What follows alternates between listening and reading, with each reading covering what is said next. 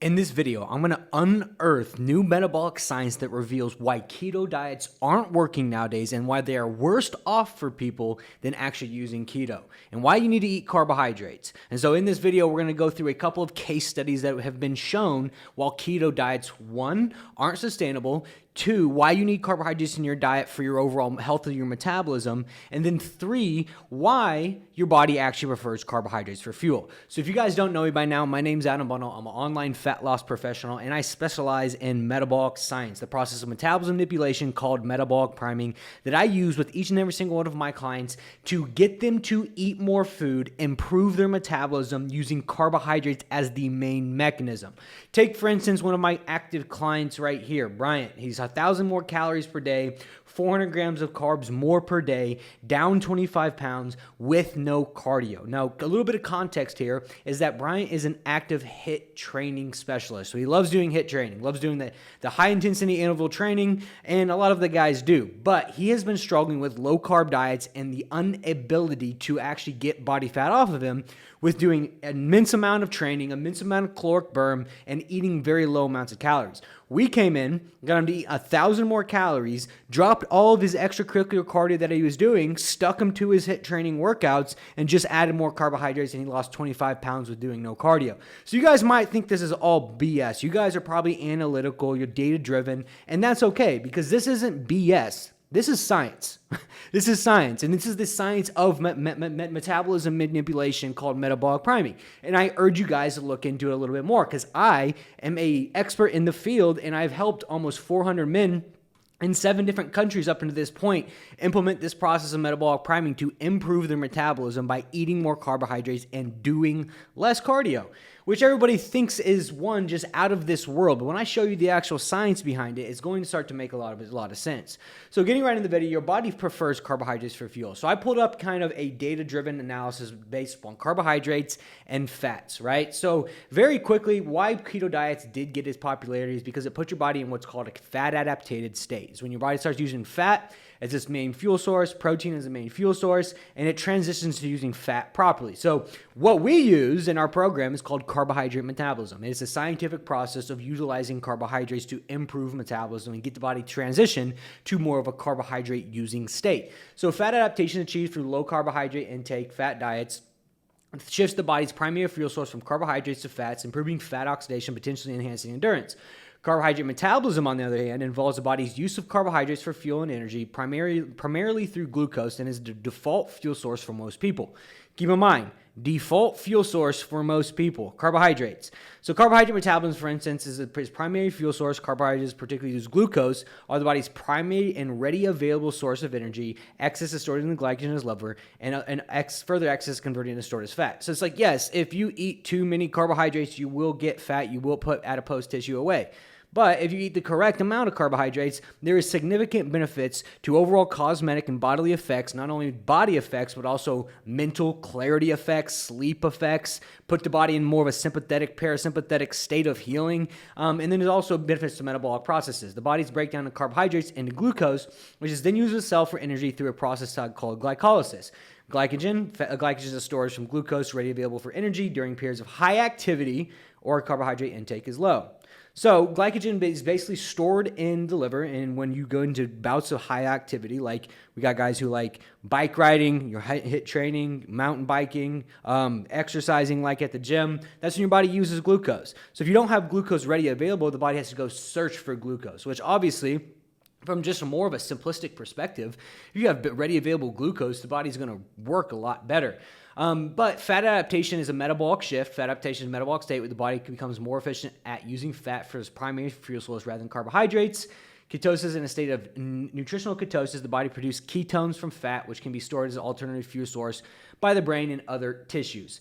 So anyways, what we want to understand about the two macromolecules of fat and carbohydrates is carbohydrates, one, are more ready available, right? They're just ready available fuel source for the body. So they have a 4 calories per gram as opposed to a 9 calories per gram of fat. So you quite literally have twice the amount of calories for the same amount of carbohydrates, right? So basically, same gram of carbohydrates is going to be more calories in fat, right? So a thermic effect of carbohydrates is 10. So what the thermic effect of food is the amount of calories it takes your body to break down food. So it almost has a 3 times, does have a 3 times thermic effect as fat. Carbohydrates do. So like quite literally, you're burning 3 times as much calories by eating carbohydrates instead of fat. That's what it means. And then carbohydrates, as they go up, leads to higher levels of caloric burn, which I'm going to show you here in a second when you get into NEAT and active energy expenditure. So supports bodily functions, BMR, and physical activity. BMR makes up 60-70% of your metabolism. So carbohydrates support 60 to 70% of your overall metabolism. And when I break down how your metabolism works, you guys are going to be in shock why you've never tried keto diets in the first place. Extra stored in liver. But let's take a look at fat intake, for instance. Fat intake does have a place in your diet, and yes, it's for hormones. So if you eat too low in fats, you have hormonal issues. If you eat too high in fats, you have hormonal issues as well. You've ever ate like, Thanksgiving or, Christmas dinner, and you just want to go lay on the bed afterwards and take a nice deep nap? Well, that's because, one, the thermic effect of fat is so low that it takes the body twice as much energy to actually break down the fat, and it causes digestive-related issues. It rushes blood to your gut to help and aid actually breaking down that energy and breaking down those fat cells or that fat molecule. But extra is stored in fat cells because the body extra helps support health cell function and hormones. So the thing I want to note about both of these is that you need both fats and carbs in your diet. If you eat too many fats in your diet, you will get fat. If you eat too many carbohydrates in your diet, you will get fat. But when you eat the correct correlated amount of carbohydrates and fats, there's a synergistic effect that happens with overall body composition. Since it's the more readily available fuel source and it tailors to better performance in the gym and overall exercise. So I screenshotted one of my subscribers said this. Because this whole channel is designed to help you guys out. And a lot of guys, will put comments in there like, oh, this is wrong, this is wrong. I don't want to be right. I don't give a crap about being right. I give crap about helping you out. I just want to get you guys lean. So it's like you can listen to this if you want. I've helped almost 400 people in 7 different countries. And if you guys don't agree with what I say, that's fine because this process does work and I'm not trying to be right. I'm just trying to help you guys out.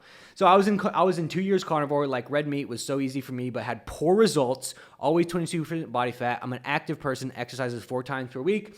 This month added honey and fruit till noon without changing my afternoon macros, and finally my body fat is lower, now 20%. It is working for me, and I've had a totally worn right knee and meniscus since back on carbs. The pain has almost gone. So, 1, carbohydrates reduce inflammation. They reduce bodily fatigue. And so, in a lot of cases, our high-performance athletes, guys who do like long bouts of bike riding and do like mountain climbing or strength training, for instance, it helps reduce inflammation. Carbohydrates help reduce inflammation. It helps reduce adrenal fatigue. It helps put the body in what's called a parasympathetic state of healing. And that's exactly why I screenshotted this, is because these are the types of people that are coming to my page and changing their life based upon the information that I'm giving them. Obviously, I do have 225 active clients. I've worked with 400 clients, and I save most of the information for my paid for clients, but I'm happy to help you guys out where I can. Because, obviously we work with a bunch of great men, and at the end of the day, those men get my full attention and all the resources that I have outside of these helpful YouTube videos. But moving on, carbohydrates boost your metabolism. Without carbohydrates, your body will downregulate T3 and NEAT. So T3 is your body's active thyroid hormone. NEAT is non-energy activity thermogenesis. So this is a breakdown about how your metabolism works. 60% to 70% of your metabolism is the BMR. So I want you guys to see this. This right here, in your exercise activity, is actually only 10% of how you burn calories. So breaking this down further, 60-70% of your metabolic rate is your metabolism. 67% of your metabolism made up your metabolic rate. That's where me and my clients focus, 60 to 70% of your metabolism. Where most guys focus, where you're probably focusing right now, is planned exercise, working out, and cardio, which makes up 5 to 10%. So what we do with our clients from a more metabolic level is not only almost 10% more effective than what you're doing more cardio and working out, but it's also a lot easier. because we're focusing on the drivers that move the needle the biggest, right? 67% of your metabolism. And then you have, like we talked about above, your thermic effect of food, the digestion and calorie conversion, which is 10 to 15% of your overall metabolism. Like we talked about, carbohydrates have a 10%, and then fat has a 3%. That makes up 10 to 15% about how your body burns calories. And then your non-energy activity thermogenesis, which is planned and like non-planned exercise, like walking, moving around, fidgeting. And we're going to get into why this is important to understand here in a second as well. But I want you to keep that into mind, right? Is that like we focus on your basal metabolic rate, your thermic effect of food, and your non-energy activity thermogenesis, which makes up 85% of your metabolism, while you guys are struggling to get lean, focusing on that 5 to 10%. So it starts to make sense on why we are so successful. But getting into the carbohydrates and non-energy activity thermogenesis, carbohydrates can indirectly affect non-energy activity thermogenesis by influencing energy levels. As a body's primary use of carbohydrates for fuel, when you consume sufficient carbs, you have more ready available energy to perform everyday activities, potentially leading to a higher level of non-energy activity thermogenesis through increased movement and fidgeting through the day. Key points. Carbs are the body's primary source of energy, meaning adequate carb intake can support higher levels of an increase in NEAT. Very low carbohydrate diets may negatively impact NEAT due to potential fatigue and reduced energy levels. So what this is basically saying is that from a psychological perspective, when you have carbohydrates in your diet and a more ready available fuel source, you're more likely to move around, to fidget, to walk, to get up and move around a little bit, and you're subsequently burning calories without even really realizing it. 15%. And as on top of what we do with our carbohydrate metabolism method, we cover this 67%, and we help your body psychologically cover this 15%. And then we add carbohydrates and lower fat intake, and that's where we get the 10 to 15% from. So that's why our program's so effective, is because we focus on what matters. But when you come into carbohydrates, there's a specific thing that happens within your body when you start to lower carbohydrates, and it starts to decrease your metabolism. So carbohydrates can influence the levels of T3 level, the active thyroid hormone. Specifically, a higher carbohydrate diet can appear to be associated with higher T3 levels compared to a very low carbohydrate diet. This is because carbohydrates, along with overall caloric intake, can affect the conversion of T4, inactive thyroid hormone, to T3. Additionally, low carbohydrate intake can impact the production of reverse T3, an inactive form of thyroid hormone that can block the action of T3. Carbohydrates and T3 conversion.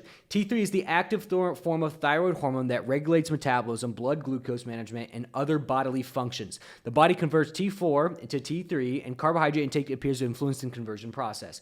Impact of low-carb diets. Very low-carb diets like ketogenic diets may reduce T3 levels. This is because lack of carbohydrates can reduce the conversion of T4 to T3 and potentially increase the production of reverse T3, which can block the action of T3. Insulin, which is released in response to carbohydrate intake, may play a role in the enzymes that convert the T4 to T3. So basically what they're saying right here is that in general, dietary carbohydrates and overall caloric intake are thought to play a role in regulating thyroid hormones, with carbohydrate intake potentially leading to a big main determinant of T3 levels, which is the active thyroid or metabolism hormone, right? And so why you guys are lowering carbohydrates and getting under these 2,000 calories, what's actually happened subsequently to your thyroid is your thyroid's downregulating the active form of T3. So moving on to why many people are, and many healthcare professionals are starting to stray away from keto diets, is because overall sustainability, right? All of you guys want sustainability. All my clients want sustainability. You want to get to a next level physique and actually keep it. You don't want it for 8 weeks out of the year, because you have to go redo it, starve yourself all over again just to get down to low body fat percentage for the top one of your abs to show, and you still look like crap. But you can't eat carbs on Thanksgiving if you go keto. Holidays, birthdays, vacations due to restrictive nature make it impossible to sustain long-term and susceptible to rapid weight regain. So small percentage of people sustain keto diets long-term. Health and wellness articles say that most people find it unsustainable due to its restrictive nature and difficulty maintaining it long-term. While some studies show potential benefits, many healthcare professionals don't recommend it long-term due to potential health risks and the likelihood of weight regain after stopping the diet. This is because when you go keto, you basically put your body in a fat adapted state, and then when you add carbohydrates back, it doesn't know what to do with the active form of glucose. It doesn't. You get maybe a bad digestion, brain fog, and you're basically flooding the body with carbohydrates, which makes it very hard for the body to process it. So a more detailed look, unsustainable for most, many healthcare professionals consider keto unstable long-term, citing restrictive nature, potential for weight regain. Potential health risk. Long-term adherence to high-fat, low-carb diet may lead to health issues like heart rhythm problems or make exercising more difficult. Weight regain. Health and wellness resources say most people tend to regain weight after stopping the diet, often exceeding their initial starting weight. So not only are people losing the weight with keto, but they're also gaining the weight and some back. Short-term success. While some individuals may find success with keto over shorter periods, like 2-3 weeks up to 6 to 12 months, long-term adherence is uncommon. So what we're saying here is that not only as you guys who are using keto diets, putting your body in a position to where you're downregulating all of your hormone levels, you're downregulating your metabolism, you're putting your body susceptible to actually gain weight back plus some, but you're restricting your body from the main fuel source that's going to aid for overall recovery, inflammation reduction, blood glucose levels, brain cognition, and being able to think clearly. And so these keto diets are just a quick, fast-acting way for people to restrict calories and make a little bit of progress just to get stuck and plateaued and not know what to do next. But you're restricting the main thing that's actually putting your body in a healthy metabolic state. And so that's why healthcare professionals everywhere are coming out saying, do not do keto diets. Do not do keto diets. Because if you're someone who's watching this right now and you've coming off a keto diet, you're probably starting to gain a little bit of weight, or you're trying to keep what progress that you have had and you're struggling to keep it. You probably feel like crap, have terrible energy levels, kind of bad digestion, brain fog, major fatigue, and you're kind of stuck at a certain body fat percentage and can't break through no matter how low you get your calories or how much cardio you do. You need a metabolic reset, and that's exactly what we do. But this is the purpose of this video, is to show you the insides and outs of why keto diets are now becoming ever so more unpopular due to its restrictive nature and the actual harm that it does to your body. So if you like these type of videos, like, comment, subscribe. I do videos on Monday, Wednesday, Friday for the purpose of teaching you guys more about your body, more about how to get lean, more about how to lose body fat. But, you know, as always, you should just see the actual information that I give my actual paid for clients, because I give them the real sauce out of respect for them. But anyways, I hope you like this video. Like, comment, subscribe, turn my bell notification on, and I'll see you guys on Wednesday.